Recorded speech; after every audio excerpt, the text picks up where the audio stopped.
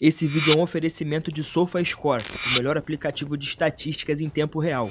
Link na descrição e no primeiro comentário fixado. Antes de se tornar um dos personagens mais controversos da história recente da Libertadores, Andréas Pereira era visto como uma espécie de refugiado de talento do futebol europeu. Havia potencial, havia técnica e havia formação de elite. O que faltava, segundo ele mesmo, era um lugar onde pudesse se sentir importante.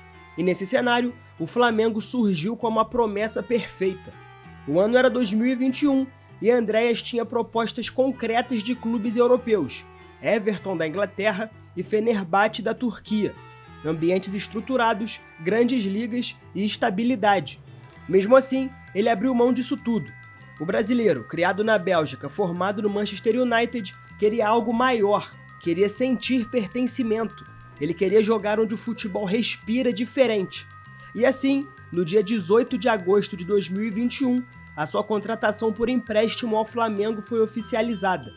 No dia seguinte, assinou o vínculo e renovou com o United por mais um ano como parte da operação. A apresentação no dia 23 de agosto já demonstrava o peso do movimento. Andréas declarou abertamente que considerava o Flamengo o maior time da América. Unia paixão, coragem e uma pressão que ele talvez não imaginasse que um dia se voltaria contra ele com tanta força. Na sua estreia contra o Santos na Vila Belmiro, não houve tempo para adaptação. O Flamengo atropelou por 4-0 e Andréas marcou o último gol. Uma estreia perfeita, quase cinematográfica. Ele de fato parecia pronto para viver um capítulo de redenção no futebol brasileiro. E nas semanas seguintes, a sua narrativa seguiu num ritmo crescente. No dia 3 de outubro, contra o Atlético Paranaense, foi decisivo. Participou do gol de Everton Ribeiro, fez o terceiro e foi eleito o melhor em campo. No dia 9, assistência para Pedro e participação ativa no gol de Michael na vitória sobre o Fortaleza. O torcedor começava a enxergar nele algo raro, um meia versátil, técnico, rápido e com bom chute de fora. As expectativas só aumentavam. A confiança era tanta que no dia 13 de outubro ele encerrou um jejum histórico. Na vitória por 3-1 sobre o Juventude, Andréas marcou um gol de falta, o primeiro do Flamengo após 1.221 dias. Desde 2018 ninguém havia convertido. Aquele chute parecia um símbolo. Andréas estava recolocando o Flamengo em trilhos que o clube não via há algum tempo. Em novembro, ainda marcou contra o Bahia e depois contra o Internacional. Era de fato um jogador influente.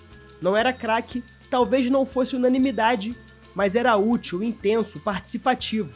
E de certa forma, começava a criar uma conexão com a torcida. Uma relação que poucos meses depois seria completamente destruída. Porque toda história que caminha para um trauma costuma começar com encantamento. E com Andréas não seria diferente. Foi quando chegou então o dia 27 de novembro de 2021, a final da Copa Libertadores, Flamengo e Palmeiras em Montevidéu. O Flamengo era favorito, Andréas era titular, era a chance de ouro de eternizar o seu nome de forma positiva na história do clube. O jogo foi duro, truncado, tenso. No tempo normal, tudo empatado por 1-1. A prorrogação começou com ansiedade e então veio o lance que mudaria sua vida. Davi Luiz recuou uma bola simples para Andréas pouco antes da linha do meio-campo.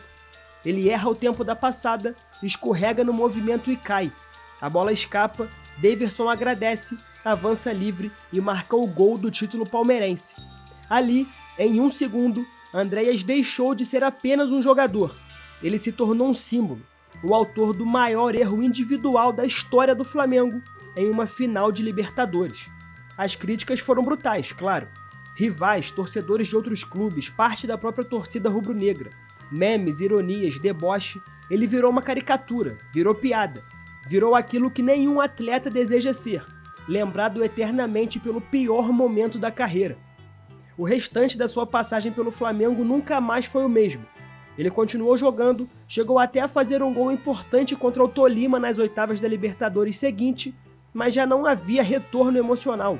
A sua relação com o clube que ele antes havia chamado de maior da América estava quebrada. Apesar disso, ele deixou o Flamengo com uma boa passagem, embora na visão de muitos, incluindo a minha, seja superestimada. Mas saiu acima de tudo como uma figura dividida, competente, porém marcada por um erro tão colossal que apagava qualquer virtude.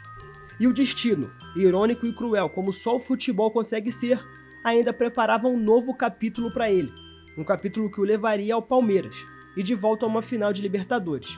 Essa história estava muito longe de terminar. Mas antes disso, vamos falar sobre a passagem atual dele pelo Verdão de São Paulo.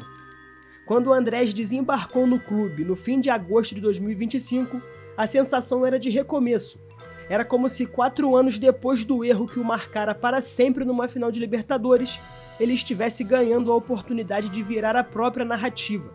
E não foi qualquer clube que lhe abriu essa porta, foi justamente o Palmeiras, o algoz de 2021, o time que se beneficiou da sua falha histórica e levantou a taça enquanto ele desabava no gramado de Montevidéu.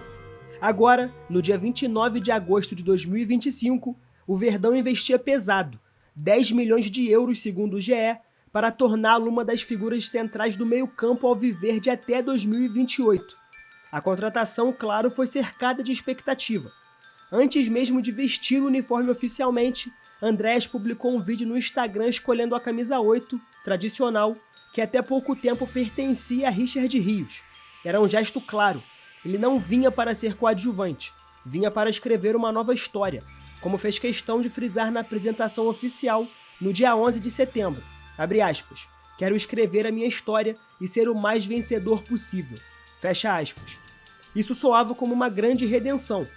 O problema é que com Andreas, a história sempre pareceu mais pesada do que a camisa. 2 dias depois ele estreou em campo, entrando no segundo tempo da vitória por 4-1 contra o Internacional, no Allianz Parque. Foi uma entrada discreta, mas útil. Nada que arrancasse suspiros ou que preocupasse os críticos, mas mostrava que ele tinha espaço no time.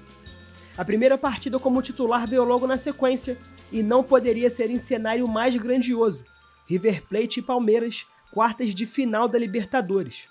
Na ida, em Buenos Aires, o Verdão venceu por 2-1 e Andrés viveu seu primeiro grande momento com a camisa alviverde.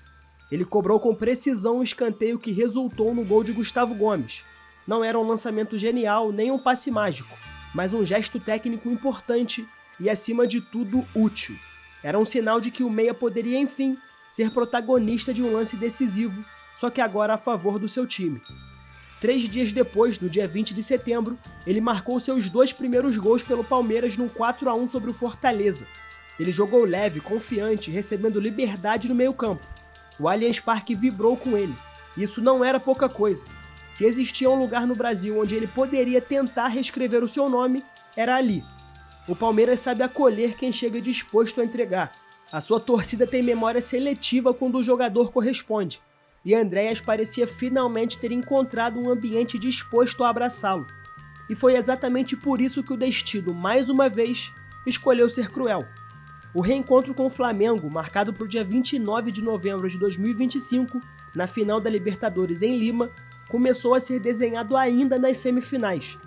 Quando o Palmeiras avançou da LDU e o Flamengo confirmou a sua vaga, o assunto tomou o país. Andrés Pereira teria enfim a chance de enfrentar numa nova final o clube onde viveu a maior cicatriz da carreira. Era o roteiro perfeito para um final de redenção ou para uma tragédia repetida. Nos dias que antecederam a partida, a imprensa fez questão de lembrar tudo. O escorregão, o domínio errado, o gol de Daverson, o choro, a queda de rendimento, enfim. Mas ele tentava passar uma imagem de tranquilidade. Repetia que estava focado no presente e que o passado já tinha ficado para lá. Só que o jogo em Lima mostrou outra coisa. Mostrou que alguns fantasmas não desaparecem, que algumas histórias não se deixam reescrever com facilidade. Andrés teve atuação apagada. Ele não errou como em 2021, mas não foi brilhante, não influenciou e não marcou presença. E como se o futebol insistisse em lembrá-lo dos seus traumas, ele ainda recebeu uma caneta de Everton Cebolinha nos acréscimos, lance que viralizou imediatamente. Era um presságio do que viria a seguir. E viria mais uma vez a perda de uma final de Libertadores. O herói improvável da noite foi Danilo, zagueiro, reserva, titular apenas porque Léo Ortiz não tinha condições devido a uma lesão. A história parecia escrita para outro nome, mas foi ele quem subiu mais alto do que todos após escanteio de Arrascaeta. O cabeceio foi firme, certeiro, quase definitivo no instante em que saiu da testa. Carlos Miguel só ficou olhando. E Danilo, assim como fez em 2011 pelo Santos, voltou a decidir uma final de Libertadores. Depois do gol, o Palmeiras partiu para o tudo ou nada. A equipe de Abel Ferreira avançou as linhas e tentou acelerar o jogo. Aos 43 minutos, o momento que fez milhões de rubro-negros prenderem a respiração. Vitor Roque recebeu na pequena área e finalizou com perigo. Só que a bola desviou em Danilo no último segundo. Foi a grande chance do Palmeiras no jogo, perdida num instante em que poderia empurrar o duelo para a prorrogação e alterar completamente o roteiro daquela noite. O Flamengo, empurrado por sua torcida, segurou o resultado até o apito final. O estádio explodiu em vermelho e preto. Bandeiras tremulavam, jogadores se abraçavam no gramado e a história estava escrita. O Flamengo se tornava o primeiro tetracampeão brasileiro da Copa Libertadores da América. E Andreas, mais uma vez, o vice amargo, olhando de longe o rival erguer a taça. Mais uma vez, ironias, montagens e provocações, inclusive do perfil oficial do Flamengo, que fez alusão direta ao erro de 2021 com a frase "Ninguém morre nos devendo". Com o triunfo, o rubro-negro confirmou a sua hegemonia recente no continente e consolidou esse elenco como um dos mais decisivos da era moderna da competição. Agora com 4 títulos, 81, 2019, 2022 e 2025, o Flamengo superou Palmeiras, São Paulo, Santos e Grêmio, todos com 3 conquistas. Mais do que isso, o Flamengo também obteve o direito de disputar pela segunda vez na temporada o título mundial, trazendo novamente para o horizonte a possibilidade de alcançar o topo máximo do futebol planetário.